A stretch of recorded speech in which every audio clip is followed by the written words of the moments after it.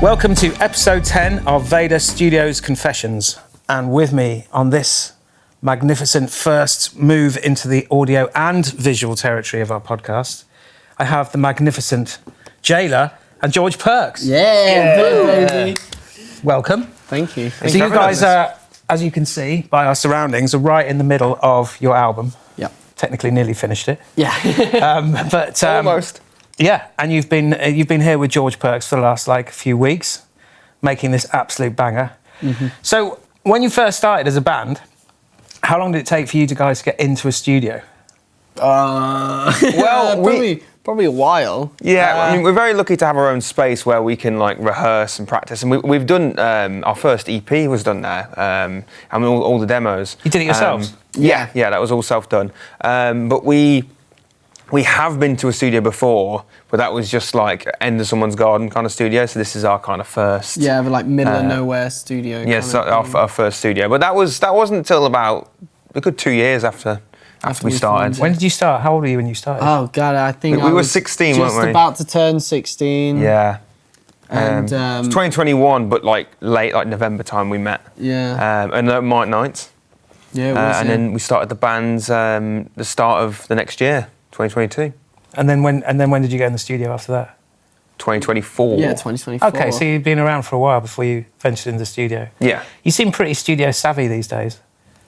Well, we like to be prepared. We got our own place that we can practice this stuff. With headphones, we're very used to that working that kind of way. So we like to get ourselves prepared and kind of do all the pre-production stuff before we venture into the studio. Oh, if only every band was like that. So when did you? How did you get involved with the old GP there, sitting on the end of the couch? Well, do you know? Fate. I don't know. No, it was done. Yeah, it must have been nearer the start of this year. Well, it probably would have been about, was it March, April time we first spoke? Yeah. And Lisa, our manager, was speaking to Dante, which has become a good friend of ours recently.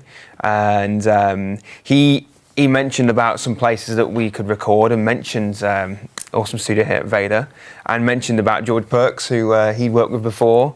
And so we kind of chatted to Lisa about George, and then we got on. Did we get on a call, or I can't remember? I know. I think we just spoke to Lisa. We came down just between bands, and we met, and we all had a look around the studio. We were vibing off each other instantly. So. Well, you came and had a look. Yeah, we came and had a look. Yeah, you were here. Was I? Yeah. No, but that's when you came to do a single. No, we came a couple of weeks before. Yeah, made sure we liked it. You're probably drunk. No, I'm kidding. It's only Jayler, you wouldn't remember. Yeah. But we came down. Actually, I don't remember bumping in. Yes, we did bump into it. You let us in, and so we were just like, it was just before a session, wasn't it? It was early. Yeah, we came about 9 o'clock. Sessions, and it was super cool.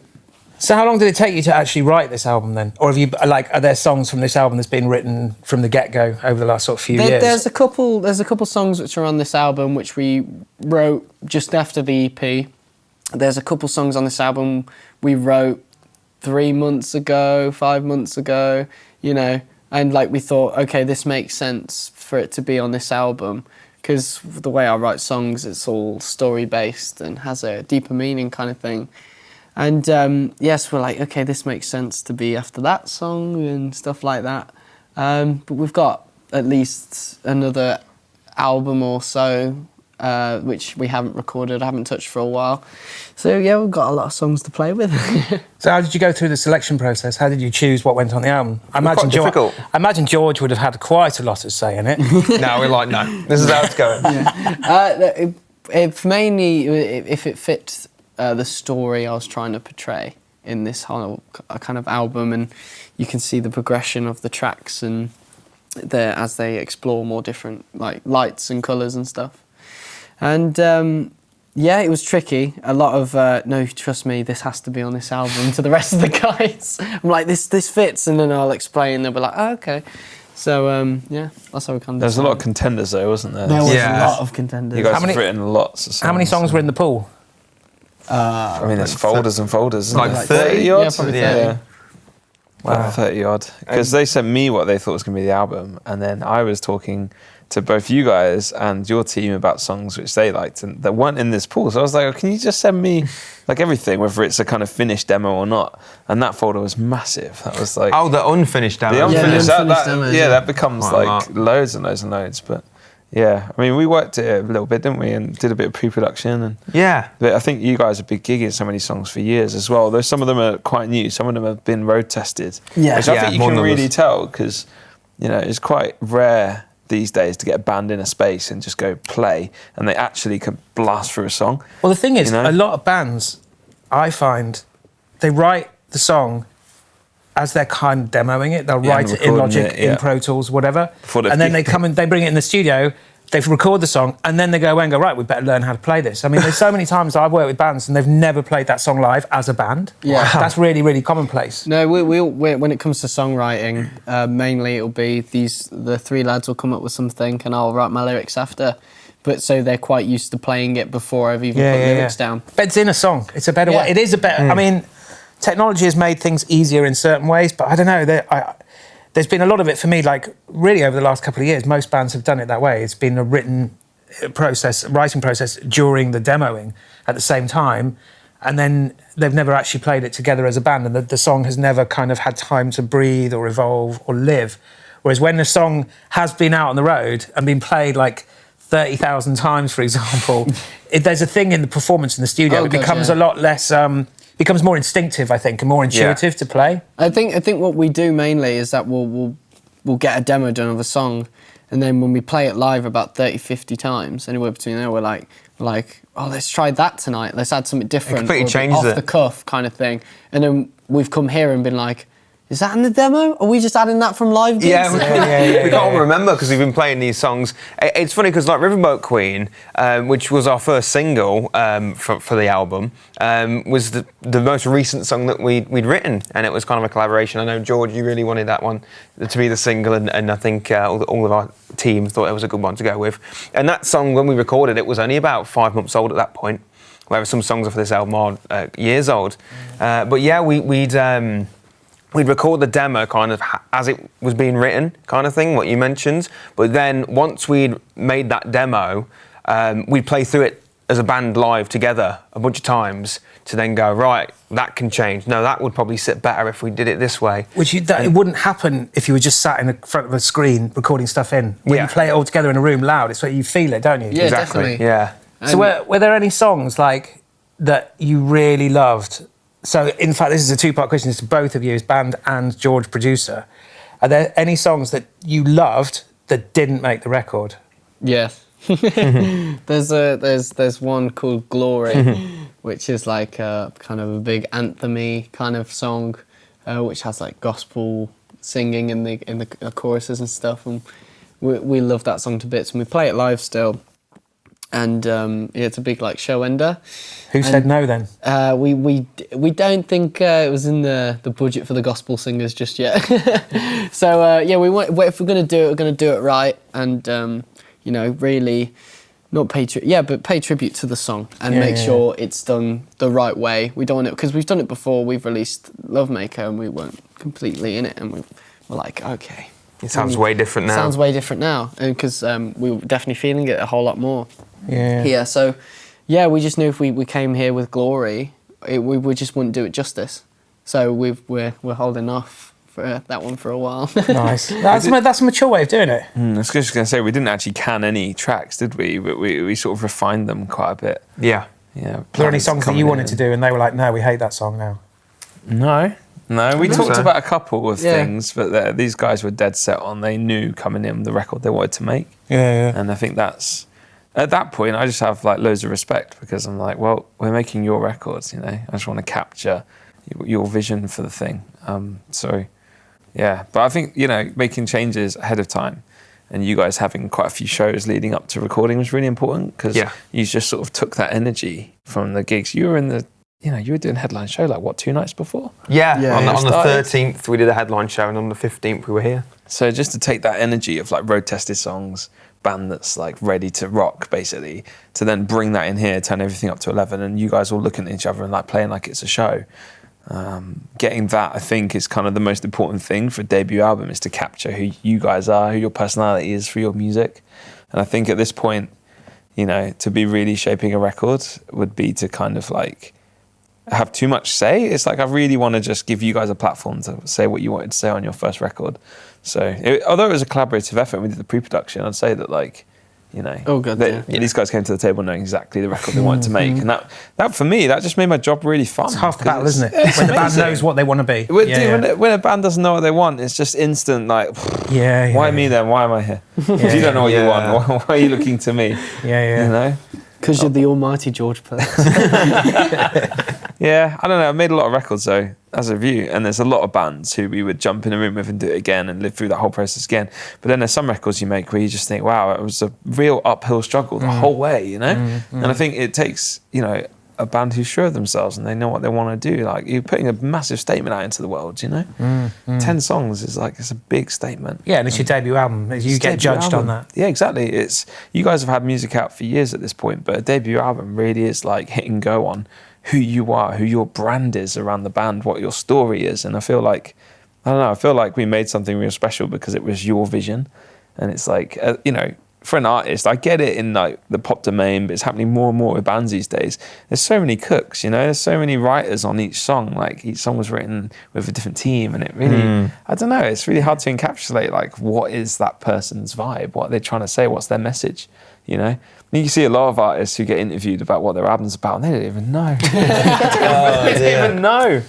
You know, I won't name names, but it's just like, it's cringe. It's like, you know, we had like some like chats about sort of potential songs, and you were like, nope, not for this album. You're so sure of yourselves what you wanted, and I loved that.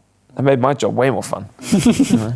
See, like this album, the balls of it, the majority, the meat and veg, was recorded live.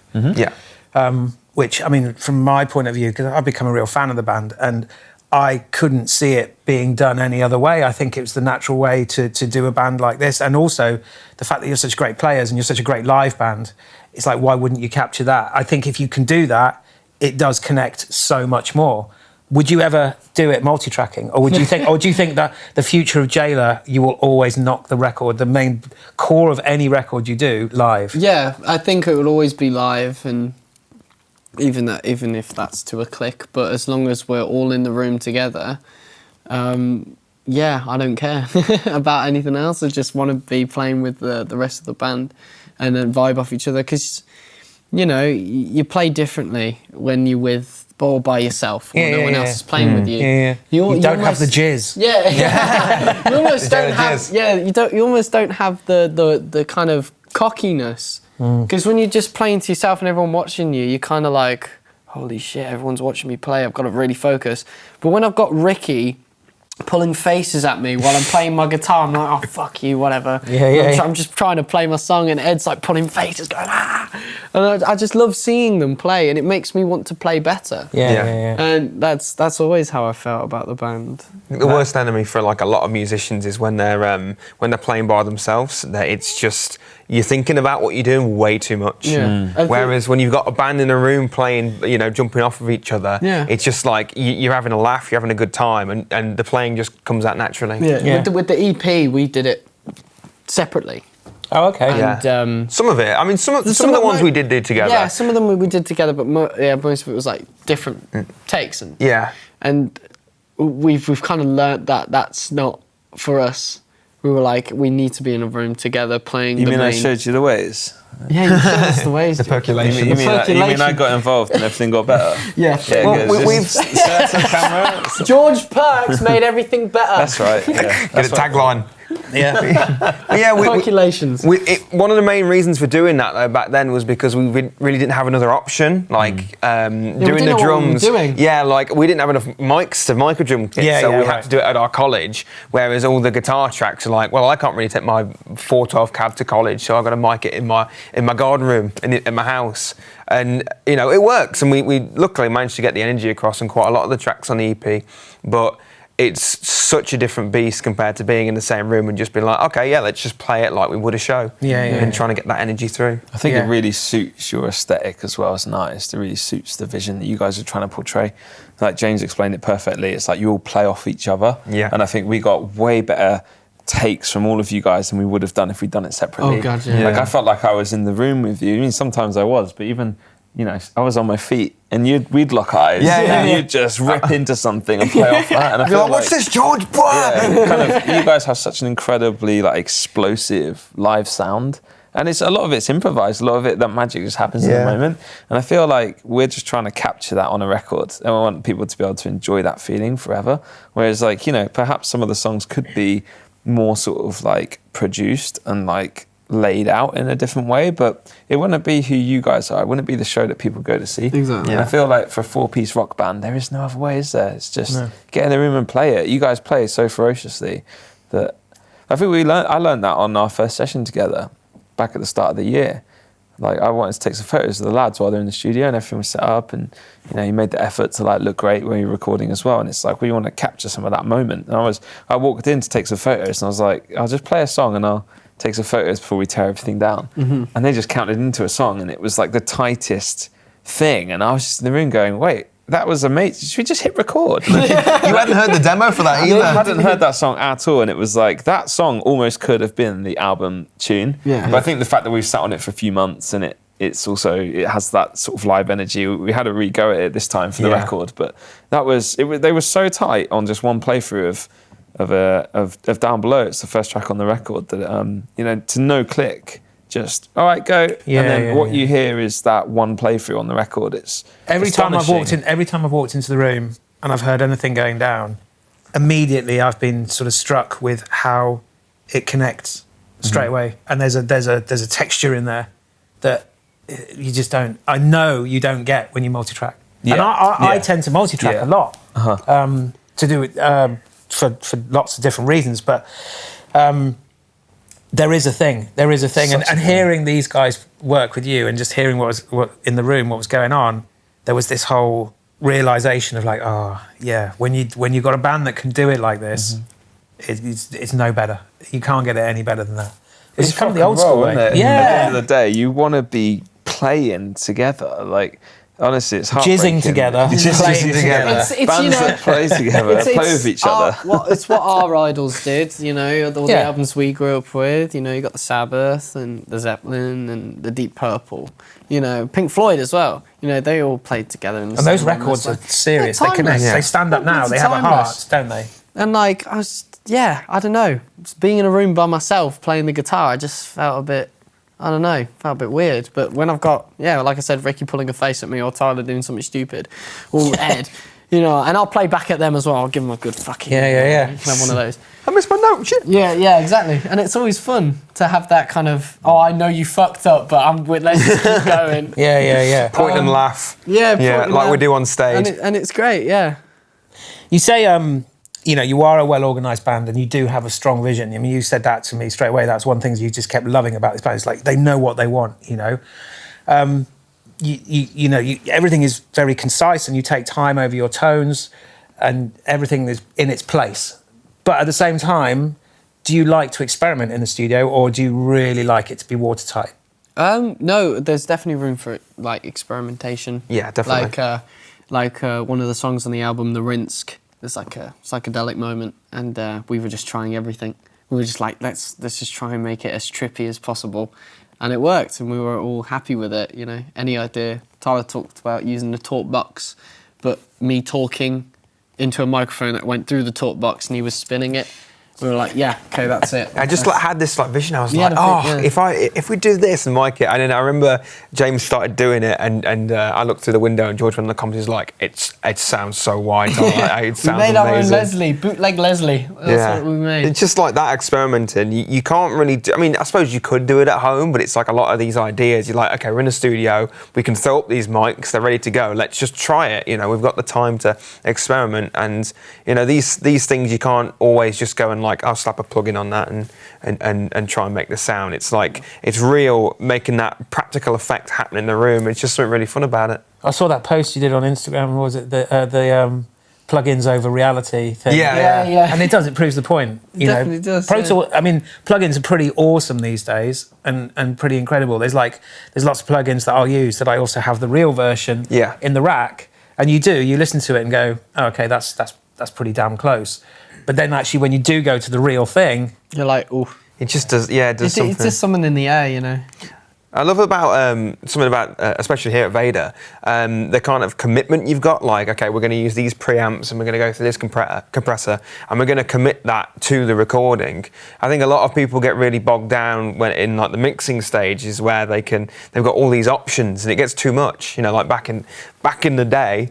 You know, it's like, okay, you commit that to tape and that's it. And I really love that. It's like in the room at that time, everyone was happy with that sound. You know, this is what we were happy with. So let's commit that. And I think a lot of that was happening here, and it was really enjoyable. Yeah. There is quite. I mean, I think when designing the studio, I think a lot of the old school was in my mind anyway.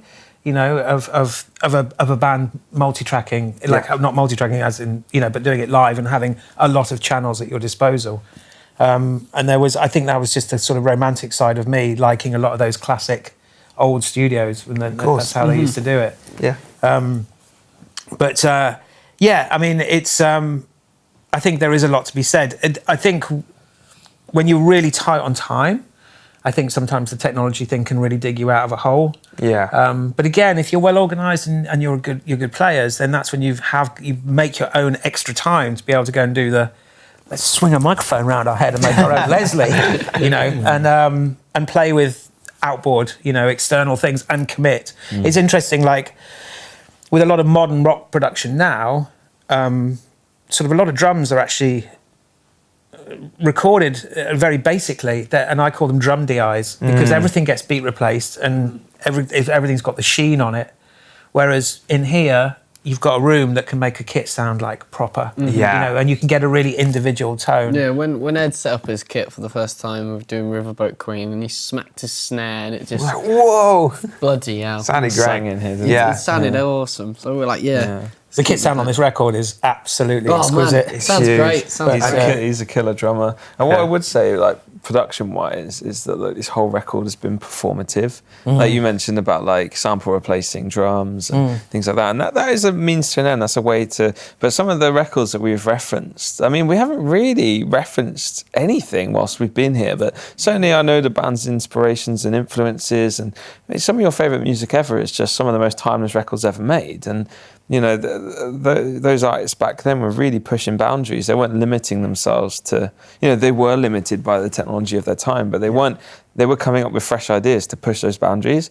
And I feel like, had we made a record where we'd, you know, used drum samples and lined it all up to the grid and, you know, taken a load of different amps and DI'd and maybe some amp mods and stuff, it's like, I actually think that puts you guys in a real solid box that is going to age. Like, that's a dated way of working. Whereas like if you stand next to Ed's drum kit while he's playing and then you walk in there and you put the mics up, it sounds the same. Like it's a performance. And that is exactly what he sounds like now. And I think the aim is to make a record that, you know, it sort of isn't put in a box. It's not defined by anything. It's just some amazing songs, you know, that sound real, and you'll listen to it and you'll know these songs, and you know, if you enjoy it and you go and watch these guys live, it's going to sound like that, but even louder, you know? How many times do you go and see, I mean, so many times I see bands now, modern bands, you catch them at a festival or whatever, and you kind of know the record, and then you see them live and go, that's such a letdown. It's like, they're not... Acoustic drums. It doesn't sound quite as good, does it, on the record? That's a real shame. There's a couple of times. Whereas... I mean, I've never seen you guys live, but I have stalked you on Instagram quite a lot because I am a big Jayler fan.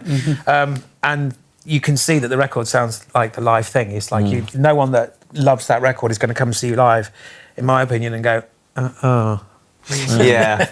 It's honest. It's not quite... The record's super honest. And on the album as well, you can't really see me. That's the main problem. When you play, like, watch us live, you can actually see me, so everyone enjoys the music. Who would want to see you? You got me. It's fine. Yeah, but I've got my ass out. I thought the band was all about Ed.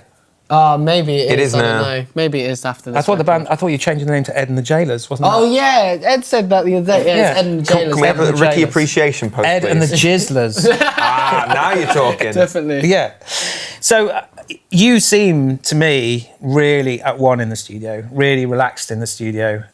Are all of you kind of happy in the studio and calm in the studio? Because some people hate it. I mean, you and I have been with people that are nervy as fuck. You know what I mean? Yeah. The moment they know the red light's on, it's like, can't sing like I normally sing, can't play like I normally play. Do any of you guys have that? Do you have to calm yourself into it? Yeah, with the Boat Queen, I was like, vocally, I felt like someone was strangling me, and I was like, I can't sing. But I think I got over that. I was like, just like thinking. Was that the first one you vocaled on the record? Yeah. It didn't help that I was stood behind you. Yeah, So, that didn't Why help. you little? We learnt from that. Yeah, we learned it wasn't a good thing. But yeah, so I kind of just learned, like, it's not the end of the world. I've got 2 weeks here, like, just chill. And yeah, that helped quite a lot. Yeah. And I just, warming up nicely and, you know, eating stuff I should be eating, drinking stuff That's I a should be. massive key to being on an album. The one thing I hate about being a bloody vocalist is that I have to watch what I eat and drink. Yeah, It's yeah, like, yeah. say, like, if I'm having a beer, don't tell mummy. But Don't tell vocal coach. don't tell vocal coach. But yeah, you know, that's the one thing I knew when I was going to be a vocalist. I was like, that's something I'm going to have to look out for one day. And I never thought it would come across this soon, but it has. And I'm just, I blame Tyler's mum for making me a vocalist. Yeah. She wouldn't like me until I started singing. Like, she was like, I'm not going to be your friend until you start singing. I'm not letting you hang out with Tyler unless you start singing. And I was like, okay, I'm going to start singing it. It got me here. Yeah, she saw us at open mic nights playing. I was playing guitar. James was actually playing bass and singing. Yeah. And when James said he wanted to just be a guitarist, I was like, "What a waste! You know, how dare you?" Yeah. She was like, "You ain't coming around my house no more." I was like, "Okay." Oh well, it worked out, I guess. Yeah, it was. Yeah, Sorry, that's James. it's fine. So we need to thank Tyler's mum. Maybe. Oh, yeah. But no, I think it's important. I think when you're on a record, and it's little things like that in the studio that sometimes I think younger bands don't necessarily realise that you've got to look after yourself mentally and physically, because it's like, it's a big deal. It's like a lot of energy, a lot of concentration, a lot of emotion, you know, a hell of a lot of emotion making a record. So you need to be on your game physically and mentally. And I mean, you guys, you don't stay up massively late, have you, really? Well, it was something, actually, we spoke about this with George, and George kind of, not reined us in, but you like kind of said, well, look, lads, because we were saying, oh, should we do like sessions from like 12 till 12? And George was like, should probably think about, you know, not staying out too late. And you've got a really good quote that you say, which is nothing ever good happens after 12. Yeah, nothing good happens. And, in my experience, end up redoing it the next day. Yeah, so I don't think we ever really. There was a couple of nights where we'd stay up in the res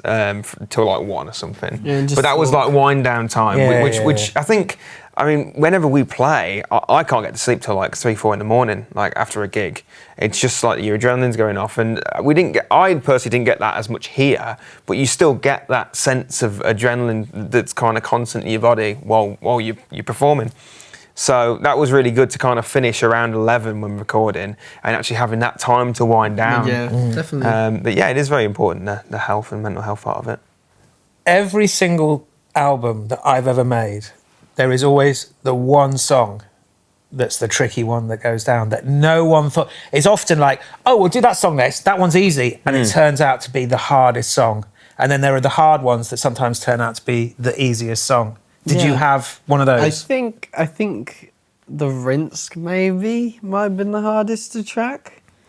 I was going to say Bittersweet. Oh, because yeah. No, I didn't even think about that. Because we were like, oh, we'll spend this day, we'll just do the acoustic one, nice and easy. We'll just like record it live, and trying to get, because we was like, we've got to get in one take, a performance between me and James together, all the room mics, you can't hide behind anything, everything's got to be perfect, and trying to get that perfectly right. And a lot of things kept getting in the way that you wouldn't even think of. Like, we get a perfect take, we went back into the control room, and there's this like really annoying noise on the acoustic, and I found out it was my finger scratching the string and squealing. I found out I had to lick my finger so it didn't make string noise. Like all these crazy things. My acoustic, sorry, James. I'll buy you some new strings, boy. Did you lick your guitar? Yeah, he did. It's naughty. Guitar licker. Yeah, Gene Simmons. But no, like all these little things you wouldn't expect because it's just like you can't hide behind anything when doing that. So that I think that like more kind of mentally challenging, just like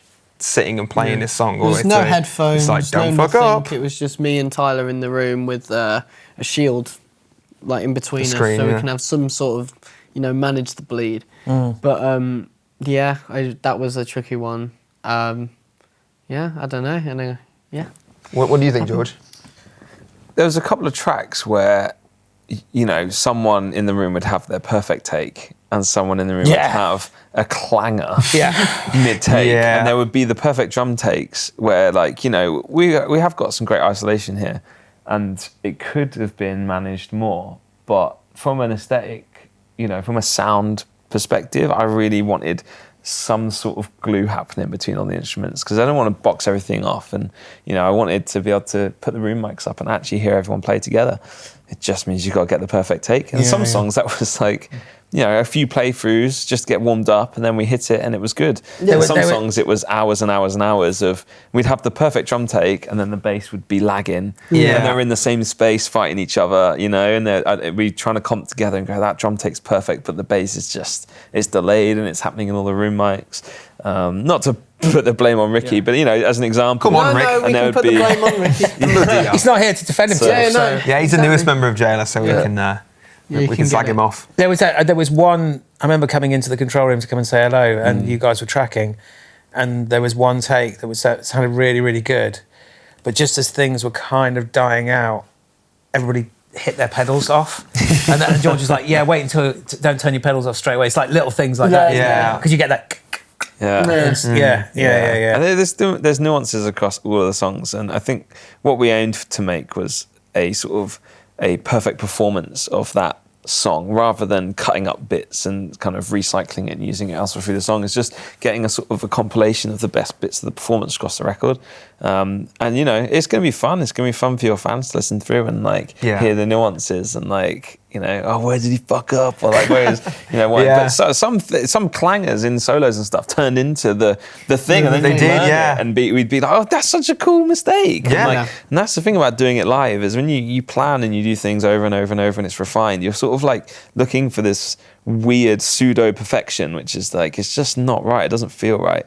And sometimes, when Ed speeds up going into a drum fill and these guys are playing off it, the whole song sort of speeds up and it leans into a chorus. And then that is just the right feeling. It's what you would do live. So it's not a mistake, But some songs definitely took more takes than others. Yes. But, there wasn't really a song that was an uphill battle, and nothing got abandoned, which is pretty rare for me. I'm used to abandoning at least a song or two. No songs that caused any strops. No. Oh, I know. I mean, the Rinse solo when I was doing the guitar solo, I was like, oh, I'm not getting it. I'm red light fevering. I can't get it. And then we listened back to it, and I was like, oh, that's actually not too bad. Yeah. Right. But you get it, you get it in your head, don't you? It's that's not right. I don't like that. And you go on this back acid. We try and create an environment where, I politely say to the guys, I don't care. I am not judging you. I'm I'm just in this with you, and it will take as long as it will take, I'm not desperate to do anything else today. I literally don't care. If you do a clanger, we just do it again. We're not exactly running out of tape, It's an infinite recording these days, and it's, it's more about it being the right performance. And, some songs we've been working late into the night to make some really creative, things happen and come to life. And then there's some songs where it's just done and it's that's brilliant. And it's actually quite rare. These guys are not perfectionists. They just want the song to sound right. It's spirit and vibe, isn't it? And 100%. Yeah. So would you say that every record I ever do, and I think George will agree, we never stop learning. I'll come away from every single record and going, I learned something there. Do you feel that you've learned quite a lot through doing this record? Smiles from I have the big one. Yeah? Don't turn the amp on when George's head's right next to the speaker. That's a good one. That's a great one. Yeah, he needs his ears. Don't deafen your producer. Yeah. You learned that the hard way. I did. I had a shout and a strop. Did you? Oh, yeah. Yeah. But for right reasons. Yeah. I was being an umpteen, I didn't think, and shit happens. Yeah. No, from many pub gigs when that's happened to me, and when I've been miking and an amp comes on, I've always been careful now. Ed hitting his snare. Ed hitting his snare. He's like, ooh, drum, bang, and everyone's setting up whoa. You see, when you don't have your in-ears plugged in, and he just goes whack. Oh my god. Yeah, he's a proper heavy hitter, but good because it sounds great. Yeah. But have you learned anything else, other than rather not deafen people? Is there anything you'd sort of through making this record, you would acknowledge that you'd never thought about things like that before, and you would carry that to another record, making that experience, you know. I didn't realise like how much of the vibe in the room really translates to the recording. Like I'm just like, especially like for tracks that were to click, you'd expect like, okay, that to all be like, we've recorded it to the click, and as long as everyone stayed in time, then it should just translate fine. But it was quite amazing how different a lot of the takes sounded and felt. Even though it was the same tempo, just depending on where we were pushing or pulling, as George said, like going into choruses, like Ed would do a fill, and it really, really changes things up, and I wasn't expecting that at all. So you're Changing the pre-chorus. Oh yeah. We've got it. Who said that? Every other. I found that George got a template. Yeah, George got a template. Apparently we would get to the pre. This was like halfway into making the record. the and second I would pre-chorus. suggest we would do something different in the second pre-chorus, and I got called out, and they were like, "Why do you keep saying that? It's like Tourette's." And he didn't even know he was doing it. I didn't even know I was doing it. And I was like, yeah. But it's good. I always like the second verse to be different to the first verse. Yeah, we definitely You know. changed some of the verses. Yeah, we're trying to do that. Yeah, well, what George says, and you know how we're so stern on something, we're like, yeah, it's got to be like this. But George is like, have you ever tried this or thought about this? And I'm like, no, I haven't, no. Yeah, I've never been like, no, fuck you, George. We've always tried stuff. Yeah, we've always tried stuff. It makes for more what I call generous songwriting, I think. And I think that's really important for trying to get that in there, the richness. Of, I don't mind it now, but until George wants songwriting credits, then that's when I'm like, well. Change that back. Rolling. So you're a band that likes to kind of, you're quite interested in the technical side. You're not just a band that leaves it to the producer and leaves it to the engineer and goes, oh, I'll just play. You have, you're quite into the whole, like what mics we're using there. And what did you say to me? How do you like your vocal? Yeah. Let me listen to your reverbs and delays. How much reverb do you want? Yes. I love a bit of reverb and delay. I'm a bit of a slut for that, but you know what mics you like on your voice, don't you? Yeah, you like an RE20, don't you? We tried for that. Riverboat Queen. We tried a bunch of different mics, and my RE21 because it's the best mic ever. It's a great mic. Was that? Did you use a 47 in that pool? Did you try? Yes, we had a. I can't remember. We've tried the 47, Yeah, we tried the 47. We also, but for this recording, we had the RE20 and Beta 58, wasn't it? Beta 58, but it was cranked all the what's way. his name? It was crushed What's all his the way. name? I forgot his name. Johnny Rotten's mic. Johnny Rotten's mic that he left here and gave to George. Yeah, we used that and distorted the fuck out of it, and it sounded ace. Yeah, that was cool. With that punk attitude mixed in, isn't it? And of course the tin can. Oh, You can't we've got forget the tin Is can. the tin can behind me? On all the No, it's drums, on some of the The vocals. tin can's gone somewhere. It's gone walkies. Fantastic.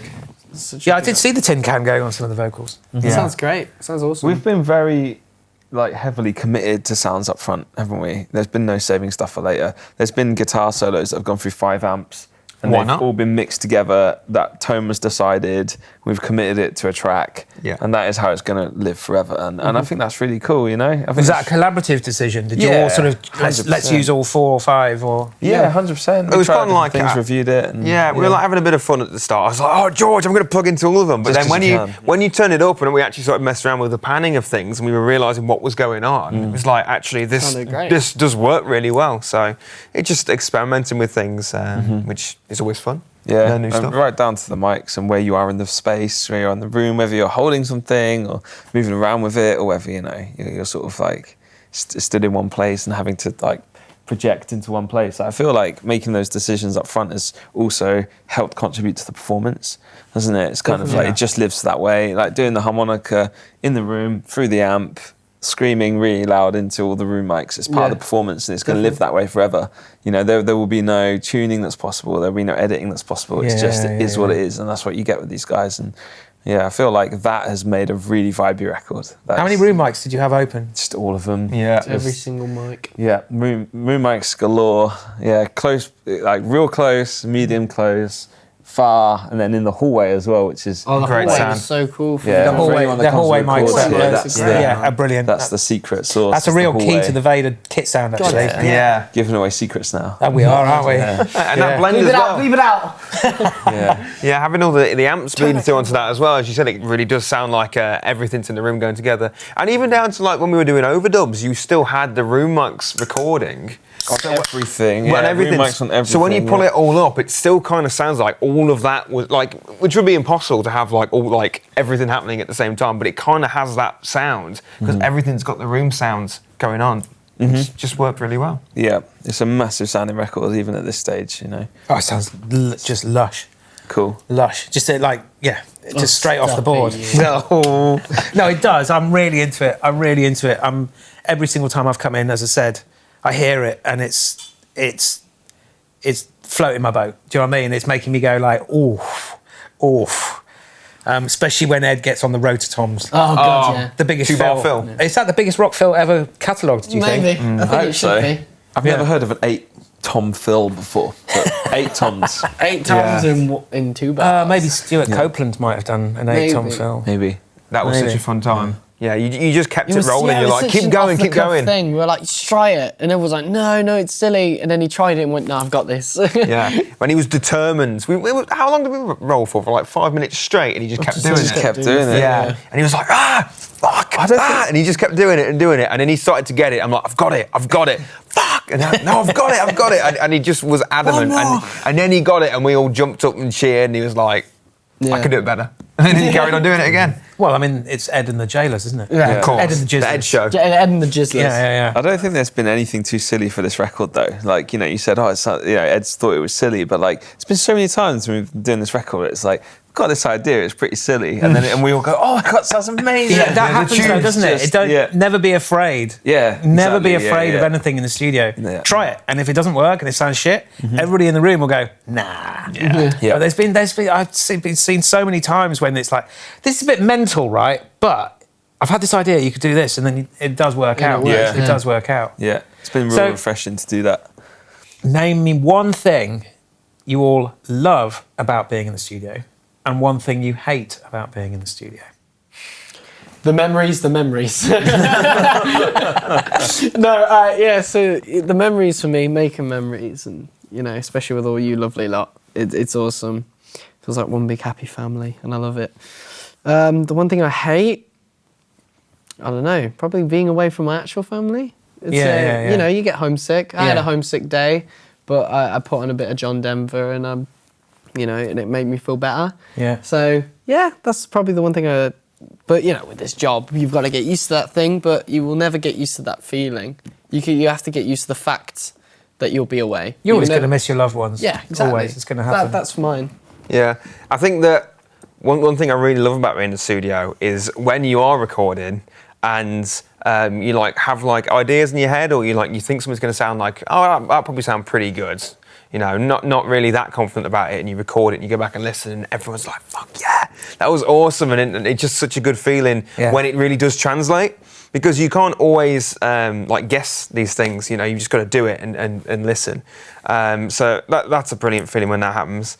And then I'd say one of the bad things about being in the studio, compared to when you're doing a live gig, where like some little mistake just comes through, and it can be like such a tiny mistake that you think in your head, that was just little, like a little bit of string buzz, and you go in there like we had with the acoustic on Bittersweet, and and you're listening there, and it's like especially on the big speakers, like it's like being under a microscope, and you turn it up, and you're like, Let's redo it. and then everyone's in the room, and they all hear your mistake. And then you walk outside and punch yourself in the face repeatedly. Of course. Yeah. It's essential you do that. Of course, yeah. I know, I love the pool of blood as well, and there's a bucket outside the studio. Yeah. For people who Yeah, do yeah. Missing teeth. Yeah, a bit of missing teeth. Those Yeah. aren't pebbles, those are missing teeth. What about you, GP, coming from your point of view? Working with us, that's the thing he hates.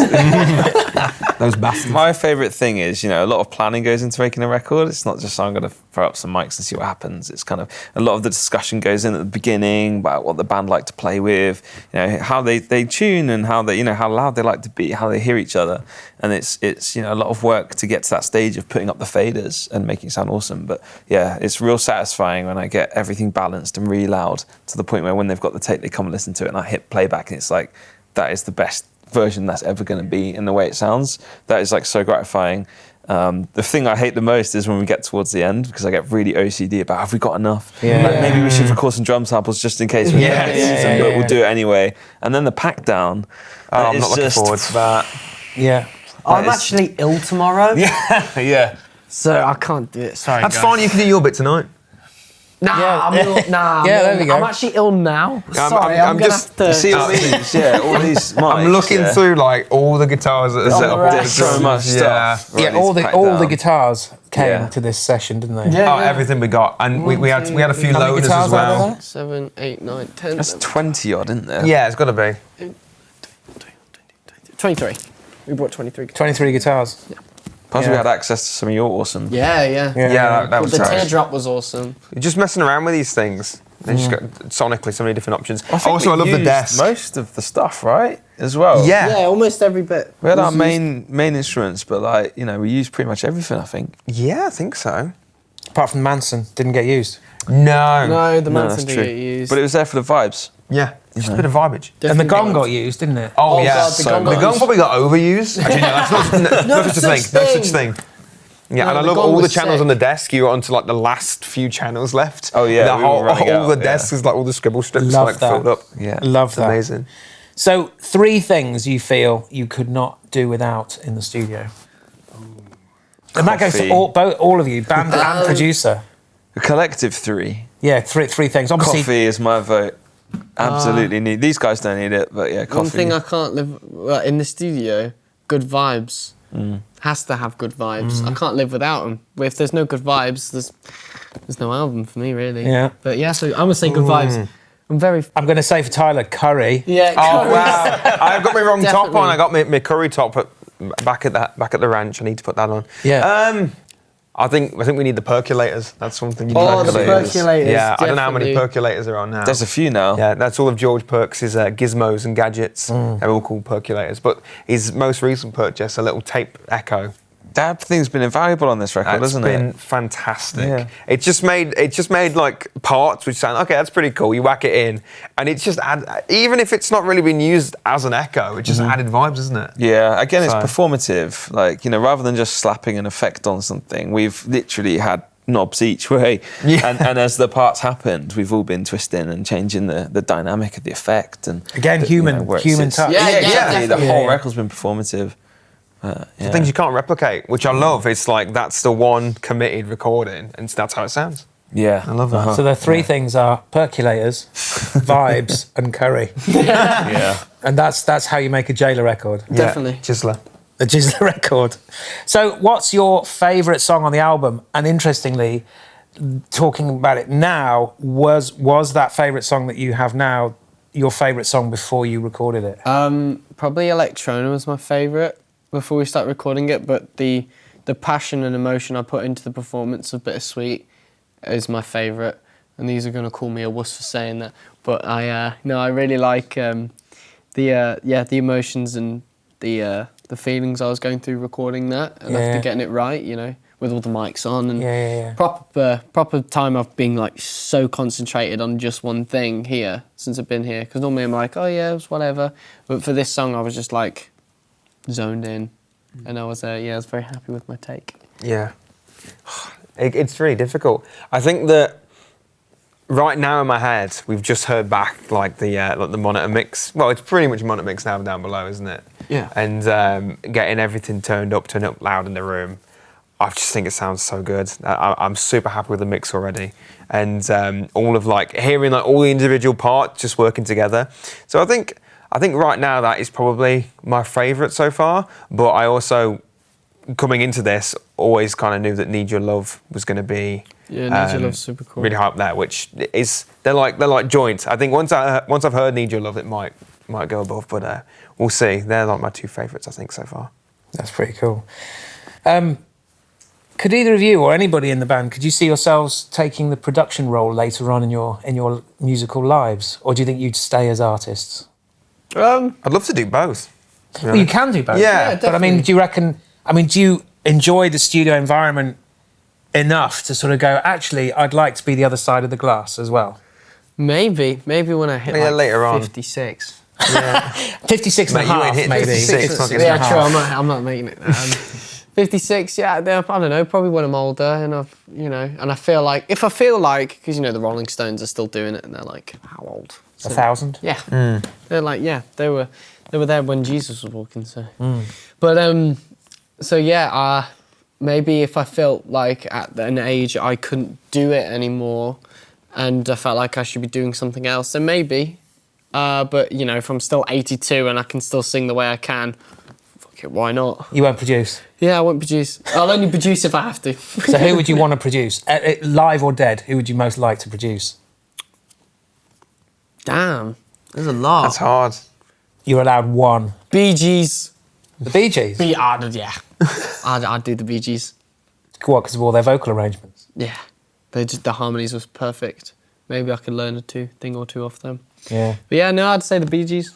Yeah, I don't know. I like the melodic stuff. So. See, I'd love to, because me, like, starting out in Jayler, someone kind of had to do, like, when we played pubs, like, doing the PA. I know, James, you know a little bit doing that as well, but I kind of been a big fat nerd. I love doing that kind of production side of it, so I took on doing like the PA and obviously with the EP doing all that and getting the studio ready.